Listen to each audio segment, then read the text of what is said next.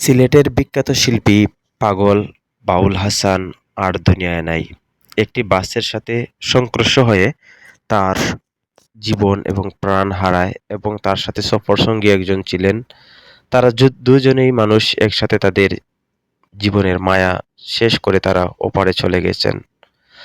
হয়তো তারা দুনিয়ায় থাকতে গান পরিবেশন করতেন, আল্লাহ যেন তাদের গানগুলো এবং তাদের জীবনের গুণাগুলো ক্ষমা করে তাদেরকে জান্নাতের উচ্চ মাকাম দান করেন।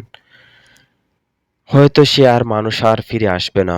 যদি হয়তোবা ফিরে আসতো, তার আজ জনপ্রিয়তা কেমন সে নিজে দেখতে পারতো। কারণ সে হয়তোবা জীবিত অবস্থায় এতটা ভাইরাল ছিল না, বর্তমানে যতটা ভাইরাল। প্রত্যেকটা মানুষ দেখলাম তার গানগুলো ডুয়েট করছে কিংবা তার গানগুলো মানুষ শুনছে। যেমন মানুষ তাকে যারা চিনতো না তারা এখন তার গানগুলো রেগুলার শুনছে, রেগুলার দেখছে। কারণ অনেক মানুষ আছে যারা পাগল হাসানকে চিনতই না। কারণ হয়তোবা তার নিউজগুলো শুনে অনেক মানুষ দেখে তার গানগুলো দেখছেন ইউটিউবে। অনেক ভাইয়ারাই কমেন্ট করছেন যে ইউটিউবে অনেক ভাইয়ারাই দেখছি যে আমাদের সিলেটের কৃতি সন্তান সুনামগঞ্জ এবং সাতকে তার বাড়ি। সে আর দুনিয়ায় নাই। তার জীবনের সংক্ষিপ্ত মায়া শেষ করে চলে গেছে। আল্লাহ ভাইকে যেন জান্নাতের উঁচু মাকাম দান করেন।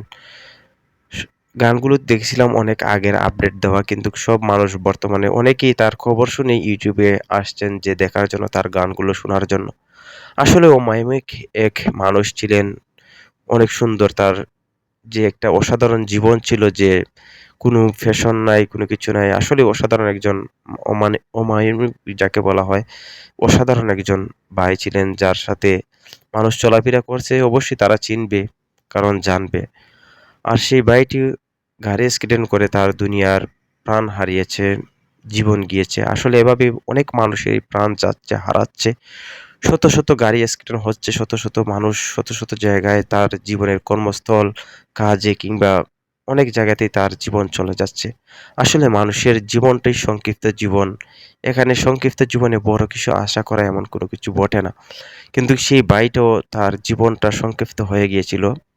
সেও তার জীবন এর মায়া ছেড়ে এবং তার যে গানগুলো ছিল সবগুলো ছেড়ে দিয়ে সেও আজ অন্য একটা জায়গায় চলে গিয়েছে। হয়তোবা দুনিয়ার মানুষের খবর হয়তো জানবে না, কিন্তু সেও একটি জায়গাতে চলে গেছে। তার একটি গান ছিল যে এরকম, মনে করেন যারা দুনিয়ায় আছে অথবা কবর নিয়ে একটি গান ছিল।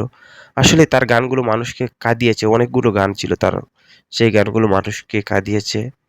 তার জীবনের যে গানগুলো করছিল অসাধারণ গান। আল্লাহ যেন ভাইকে তার তার জীবনের ভুলগুলো ক্ষমা করে, যেন আল্লাহ সুবহানাহু ওয়া তাআলা তাকে জান্নাতের উঁচু মাকাম দান করেন।